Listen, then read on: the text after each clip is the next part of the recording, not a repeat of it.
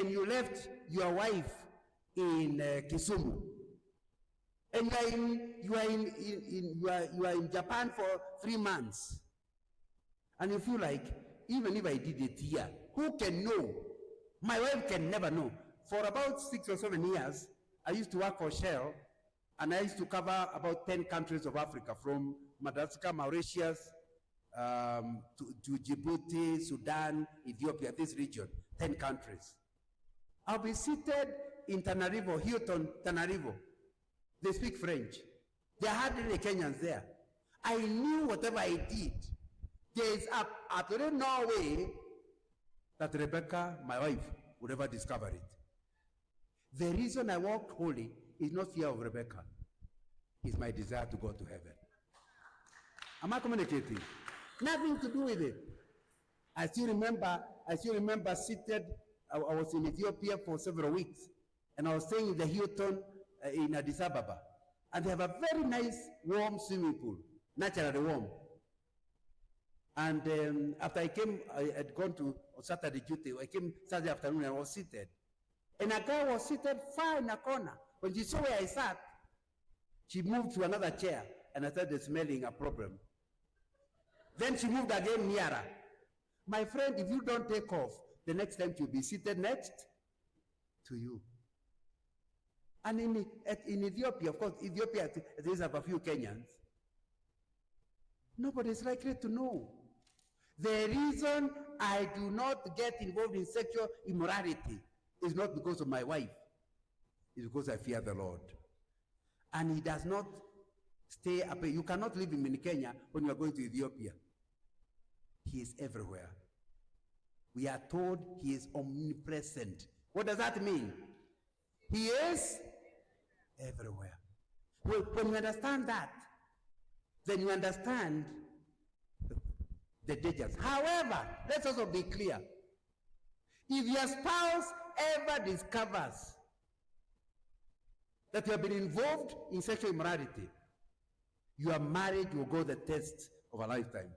Very few marriages last when the wife discovers what the man has done. And it's actually worse if it's the woman and the husband discovers.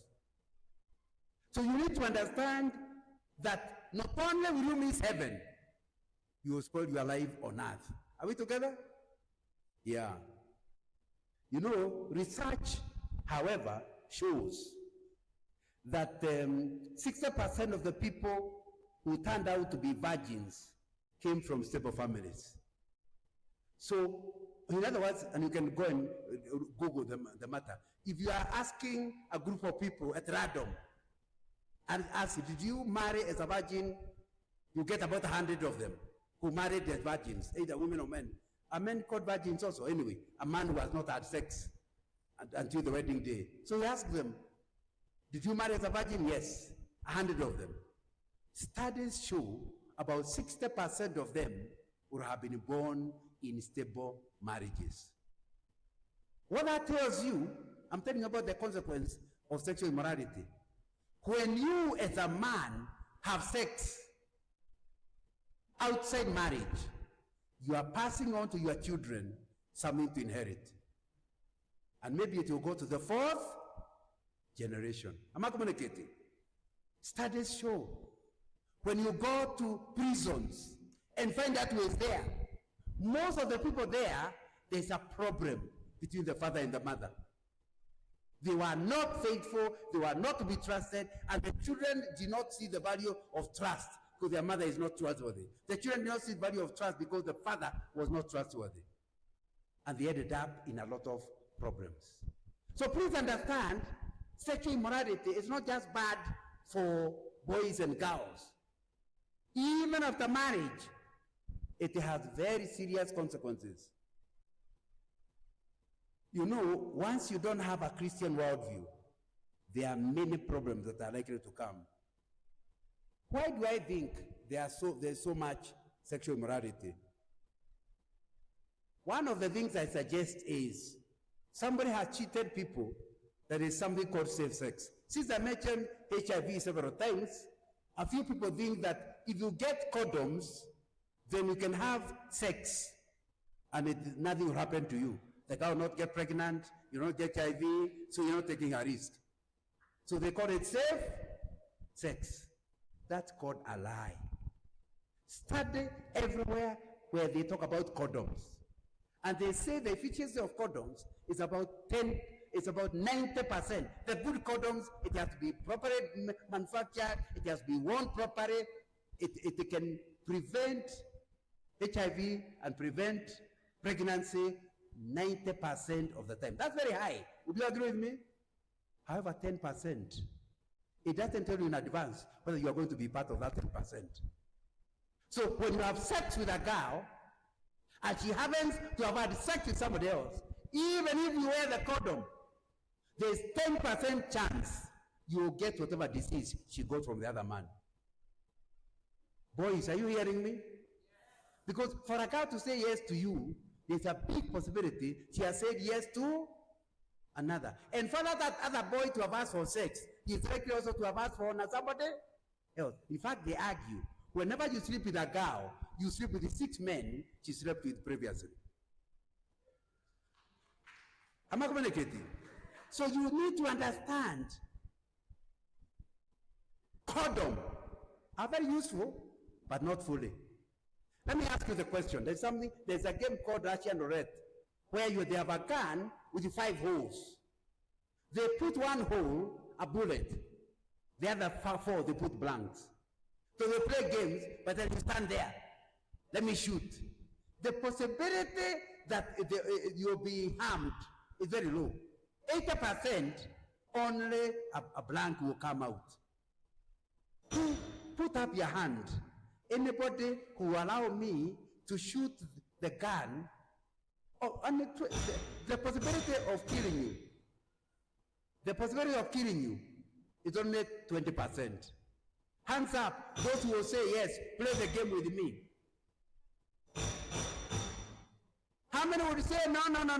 If there is 20% chance you'll kill me, I'm not in that game. How many will say they cannot play that game? Now, whenever you think that sex is okay, it's safe with the condom, you are like that guy, playing games. Am I clear? I don't know where the noise is coming from, but maybe it will stop.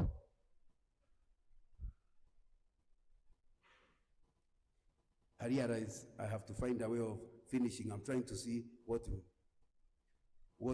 pass and what to not to pass. Next, the reason why I'm still answering the question, after I've been so clear at the beginning, why do people, even church youth, get involved in sex? My third point is because people mistake lust for love. You know, you feel like, I can't help it, I love this girl. You don't love her. You want sex. Am I communicating? And love and sex are not even relatives. Sex is a desire to exploit somebody. Love is a desire to protect somebody. Can you see the opposite?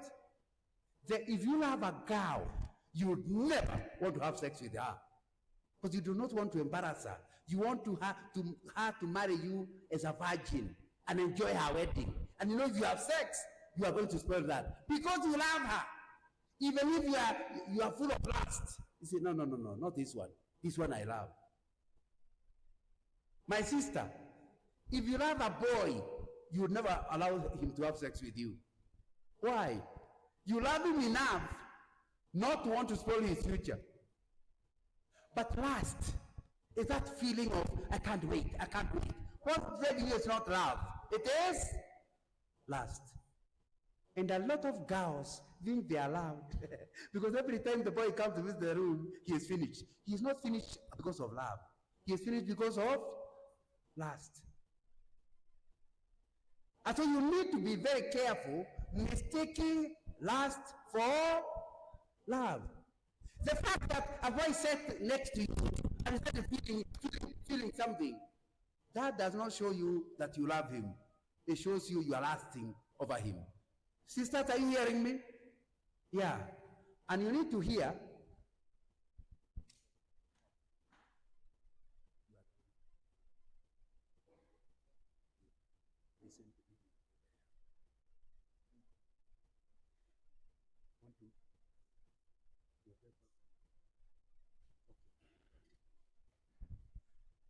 So in my own mind then, I hope you start understanding then that lust is a feeling. Maybe I should say it at this point because I don't have enough room. The way God created men, by the time they are past the age of 13, 14, the sight of a girl causes them to have sexual feelings. Just a look.